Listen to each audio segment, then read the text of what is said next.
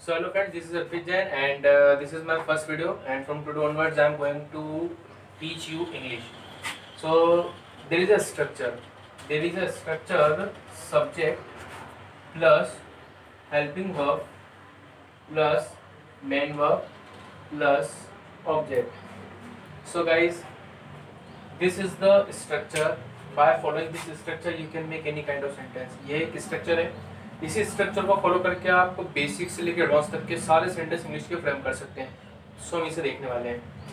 चलिए, सब्जेक्ट मतलब क्या होता है? बेसिकली सब्जेक्ट मीन्स आपका, जैसे कोई व्यक्ति कोई काम करता है तो काम करने वाले को हम कर्ता कहते हैं. कर्ता मीन्स सब्जेक्ट. इंग्लिश में हम इसको ऐसे समझेंगे कि a person who performs an action. एक ऐसा व्यक्ति जो किसी एक्शन को परफॉर्म करे. A person who performs an action. इसे हम हिंदी में कह सकते हैं कर्ता, काम करने वाला, कर्ता. Then helping verb. चलिए, हेल्पिंग वर्ब क्या होता है? जैसे इसके नाम से आपको पता चल रहा है, हेल्पिंग वर्ब. हेल्पिंग, हेल्प करता है. किसकी हेल्प करता है? ये मेन वर्ब की हेल्प करता है, उसे सपोर्ट करता है. चलिए, अब अगर हम हेल्पिंग वर्ब को समझे तो बेसिकली ये क्या करता है? It shows direction.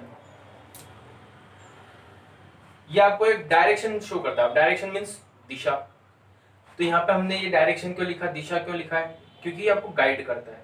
Guide means की सेंस में देखिए, अगर सेंटेंस प्रेजेंट होगा या तो पास्ट होगा या फ्यूचर होगा, प्रेजेंट, पास्ट या फ्यूचर, तो उसके अकॉर्डिंग ये आपको गाइड करेगा, दिशा निर्देश देगा कि इज एम आर लगाएं, वॉज वर लगाएं, कैन, कुड, शुड, पूरा टेंस के अकॉर्डिंग चलेगा. ये टेंस, मॉडल्स, इन सबके अकॉर्डिंग आपको सिर्फ गाइड करेगा.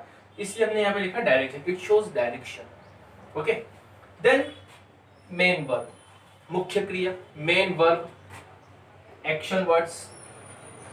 एक्शन वर्ड्स हिंदी में हम बचपन से ऐसे बोल रहे हैं क्रिया. चलिए, कुछ वोकैब देख लेते हैं. जैसे आना जाना, उठना बैठना, जैसे हम हिंदी में बोलते हैं तो इंग्लिश में गो कम प्ले. ठीक है, गो कम प्ले. तो आप कुछ अच्छे से देख लीजिए. जैसे मैं आपको बताता हूँ. चलिए, अगर मैं आपसे पूछूं कि घिसना मतलब क्या होता है, तो घिसने के लिए आप इंग्लिश में क्या बोलेंगे? रब. घिसने के लिए इंग्लिश में क्या होता है? रब. RUB, रब. ताक झाक करना, कोई खिड़की से झांक रहा है, कोई दरवाजे से अगर झांक रहा है तो झांकने के लिए आप क्या बोलोगे?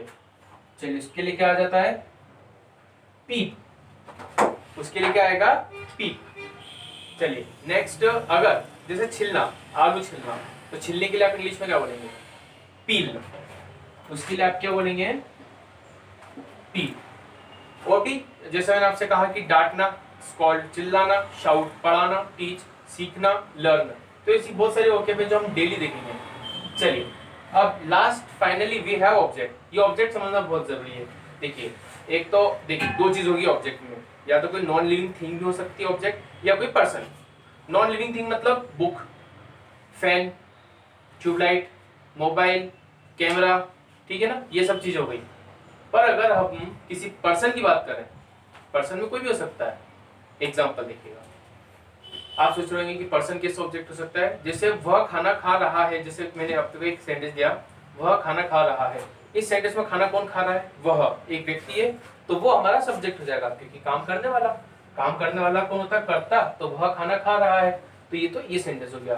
लेकिन मैंने बोला कि वह भिंडी खा रहा है, वो भिंडी की सब्जी खा रहा है. भिंडी, वह खा तो रहा है, पर किसको खा रहा है? तो जिसके ऊपर काम होता है वो हमारा ऑब्जेक्ट होता है. जिसके ऊपर काम होता है. चलिए मैं यहां लिख देता हूं, over which the work is done. Hindi में इसके कैसे बोलेंगे? जिसके ऊपर कार्य किया जाता है. Over which the work is done. ठीक है. तो भिंडी की सब्जी अगर मैं खा रहा हूं, तो भिंडी जो हम कहते हैं उसे हम, भिंडी को हम इंग्लिश में क्या कहते हैं? भिंडी को हम कहते हैं ओकरा. लेडी फिंगर भी कहते हैं, बट अब उसको अगर आज हम मॉडर्न लैंग्वेज में अगर बोले तो उसे हम ओकरा कहते हैं. तो ओकरा यहाँ पे आपका क्या कहलाएगा? एक ऑब्जेक्ट कहलाएगा. ये तो नॉन लिविंग थिंग हो गई. अच्छा, एक एग्जांपल है, मैंने रोहित को डांटा. किसने डांटा? मैंने डांटा. काम मैंने करा, तो मैं कौन हो गया? सब्जेक्ट. किसे डांटा? रोहित को डांटा. रोहित के ऊपर काम हुआ, तो वो रोहित हमारा ऑब्जेक्ट कहलाएगा. ठीक है.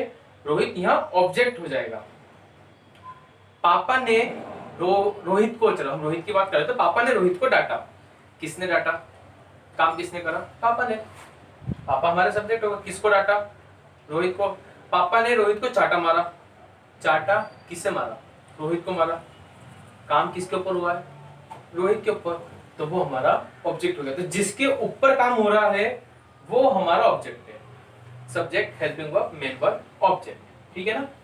चलिए एक एग्जांपल सिंपल सा हम लेते हैं। जैसे